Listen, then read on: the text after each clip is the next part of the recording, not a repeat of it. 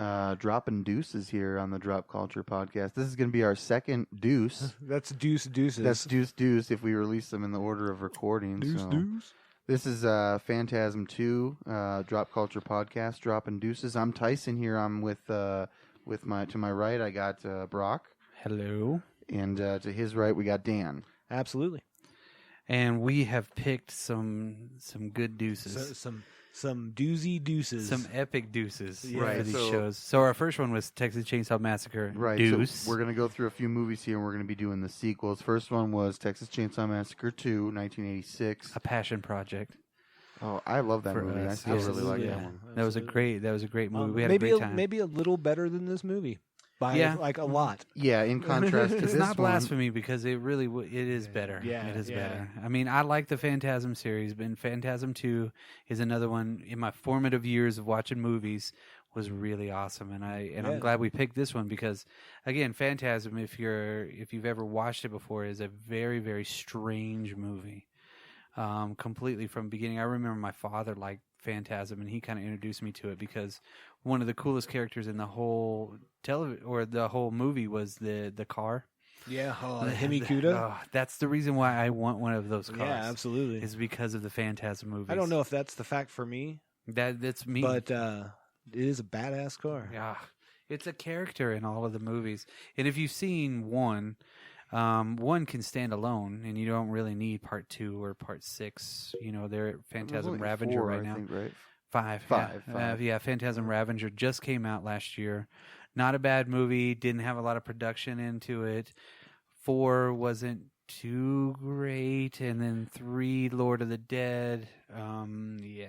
No, I've never I seen. saw 1 and 2. That was Yeah, I've never seen 5, 4, 3. I did see the trailer for 3. In front of 1, I have the special edition Anchor Bay DVD, and it has the trailer for 3 on it. That one looks kind of cool. They're all. I'm sure the special effects got better. A little bit on bit. the silver ball spheres. But like or with whatever. this one was a lot of ball play in these movies. Yeah, a lot of ball play. But this one has the gold ball.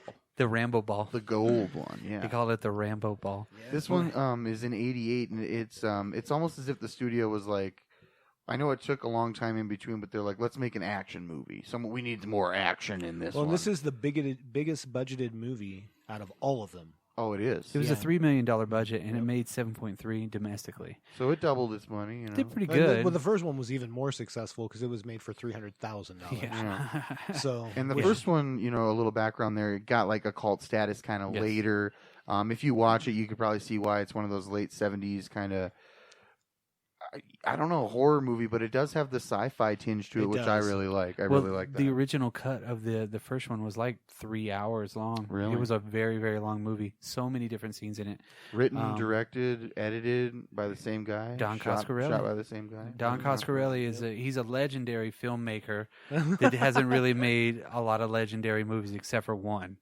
And wait that a minute, was you're forgetting Beastmaster. Yeah. Phantasm. Yeah. But Phantasm is the legendary movie. Joking. If there's certain directors that only made one movie, like he's the George Romero type of a director. He did make me want 2 ferrets. Oh yeah, see That there you one go. time Talk to you. They talk to me. See now That's the only thing the Beastmaster did in my life. Is that from Beastmaster 2? No, that's from 1. From 1. Yeah. See, like I compare him to Romero only in the way that Romero used the Living Dead movies as his kind of vehicle for what he wanted to say. Sure. Yeah, but Romero got to make Creepshow. He made a Monkey lot of good Shines. movies, yes. On the side, he made a lot of great movies besides those. Okay, that's a fair comparison. But then at the same time, like Don Coscarelli he made a living his Phantasm movies about Phantasm. Yeah, he really made. He's these made really all of awesome. them, correct? He made them all. Yeah, okay. and Reggie Bannister has been in all of them too. And Reggie Reggie. Bannister, And friend is of a the show. badass. yeah, Reggie. The hardest working man in horror is That's what he right. calls himself because he's a badass. And, Fucking Reggie would be a cool dude to hang out with. He I seems think like so. you'd like to sit out in your front porch and start picking guitar with him. You know what I mean? He just seems like a pretty cool dude. This is the only movie out of the series that doesn't have a Michael Banks. A Michael the Baldwin. original Baldwin, boy. Yeah. Baldwin, that's it. Yeah. The casting, they were all friends because Don Coscarelli had done a movie before these with most of these people in it. Right. And then they did the Phantasm, his passion project at that point because he made a pretty good buck off of that first movie, and I'm remiss of the name of it. But he did make movies like something Bubba Jack. That first movie, it's about like a football player. Yeah, something like that. Something like You're Good, Jack. I never really even watched it, just because of the availability of it. I don't think I've really ever seen a place to watch it. Right. He made Bubba Hotep. Yep.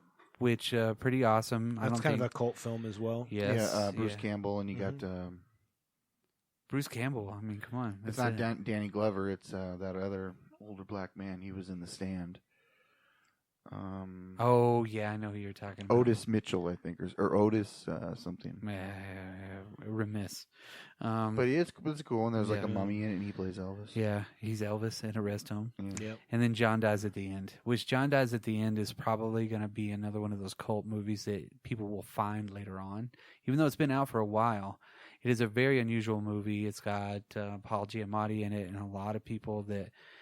Clancy Brown's in it too. Nice. Friend of the show. Friend of the show. Clancy Brown. Yeah, that I don't even know. I didn't know he was in a movie because he was in our first podcast movie, yes. Buckaroo Banzai. And then let's just kind of run through the production team of this whole place or this whole movie. Right. Of course, you got Don Coscarelli. It was produced by Robert A. Quezada. This guy, in my research, he was mainly a camera operator on a lot of movies. He didn't produce a lot of stuff, and maybe they just threw him on as a producer because he was a friend of Don Coscarelli.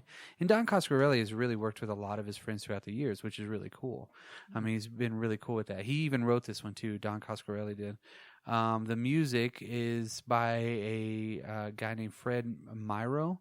He did the cool part about him is he did Soylent Green. I don't remember if I remember the score too well, but that was one of his notable movies. In this movie, the score is. I remember I just noticed the specific scenes where it was not playing, and I thought it was odd that there was no score.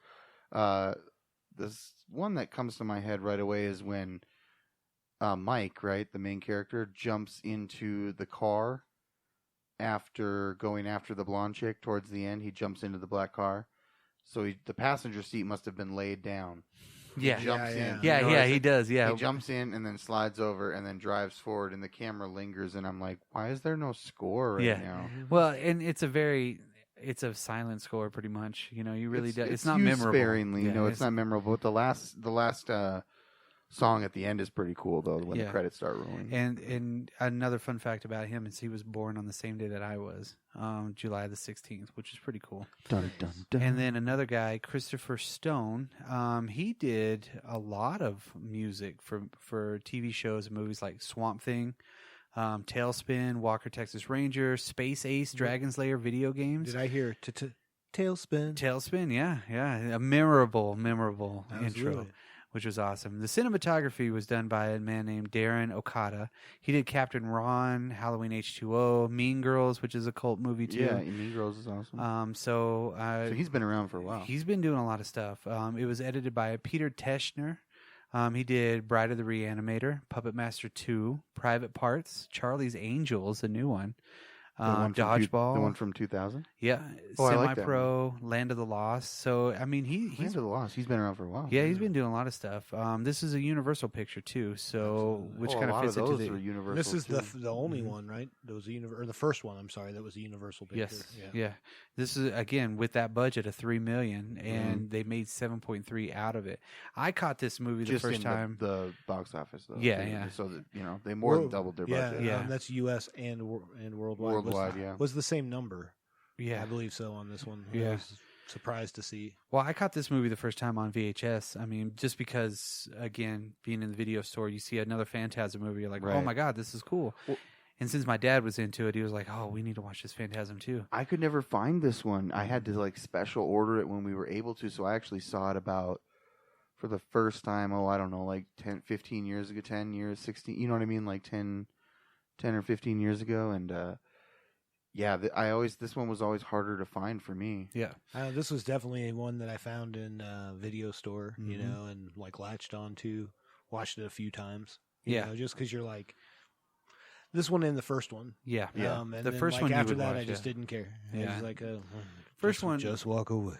Just walk away. Like I said, the third one does look. The trailer was cool. I think it's another Universal one. The third one, and it looked like they were like add more. It's got the chick from Conan the Destroyer. Which one? Oh, like the tall, Great. No, Grace but it's not her. It's not her though. Grace Jones. Grace Jones. No, Why did I no. say Grace Slick? Yeah, right. Grace Slick. Yeah, Jefferson Airplane is, exactly. is in Phantasm. When the truth is But yeah, no. In that one, that chick has nunchucks, and they're following the tall man too. Now let's get into the cast of this real quick before we get into the bulk of this movie. Now, one of the most imposing people in any horror movie is the tall man. He wore lifts and everything, but he embodied this role. He loved this role. He had been an actor for a really long time in a lot of different movies, but never really had the definitely wasn't the big part. Correct, and this was his. This was his Robert Englund part. You know, this was his Kane Hodder. You know what I mean? He fits into this stuff. He was on Chopping Mall. Yeah. Angus Scrim. Scrim. Yes. Chopping Mall. Friend of Brock. Yes, I love that movie. It's got somebody from one of my other favorite movies. Night of the Comet. Yes, yes, it does. He was on John Dies at the End too, and he was also in Wishmaster. Now I don't know if you guys remember Wishmaster. I do like Wishmaster. Yeah. There were so many horror icons in that movie. They made sure that they Robert made Englund it was in that. Yes, correct? Yeah, he was Kane in Hodder was in it. Everybody that was a prolific horror dude was in that movie, which was cool. Even Reggie was in it too. Now we get to the most controversial person that's in the actual movie, and that's James LaGrosse. And I'm gonna miss at his name. I'm gonna say James LaGrosse or James LaGrosse. Yeah, let's go with LaGrosse. Well, he was a big probably LaGrosse, but he was a big controversial actor to take over this role of Mike, right?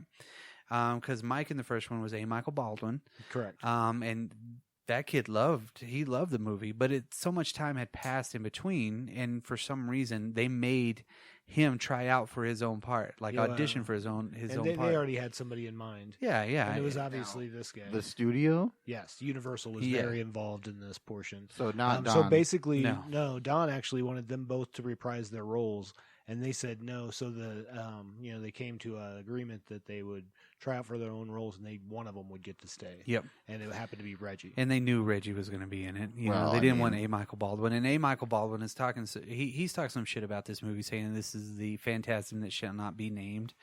Which, it fits. Maybe from his point of view, and that's correct. Okay. Yeah, correct. Because he wasn't in it, Right. So he's gonna have some ill feelings towards it. And again, I'm not gonna lie. This one isn't the best. I don't think. At least of the Duces that we're doing, and I have to say, it's definitely not the best of the Duces that we're doing. And I think I even like the first one a little bit better. I could see that, just because of its low budget, dreamy quality, and the tall man seems a lot scarier in that one. I think that this gives us a reason to talk about that movie too. Yeah. So, we're covering both, but this one has kind of more of a action movie vibe. Well, and it's just more of a drop culture feel to it. It's a Lost movie. It feels right. Yeah. Agreed. Well, James LaGrosse, or LaGrosse, again, I'm just going to say... whatever you want to say. Yeah, James. He was on the Constantine TV show and Point Break, and I know he's been in a lot of other movies. He was actually in both Point Breaks, the original and the remake. Yeah. He was Roach in the original one. Yeah. I don't know what he played in. He was also in Castle Rock. He was the sheriff in the first season. He's only in one episode, I think. It must have been a flashback to when the sheriff was younger? Or one of the police officers was younger. That's for another time. Okay. But let's talk about some of the other movies this guy's been in. I was really surprised. They're not huge roles by any means. But Point Break, dude. No, this gets better. Of course, we'll start with Solar Babies. Oh, shit.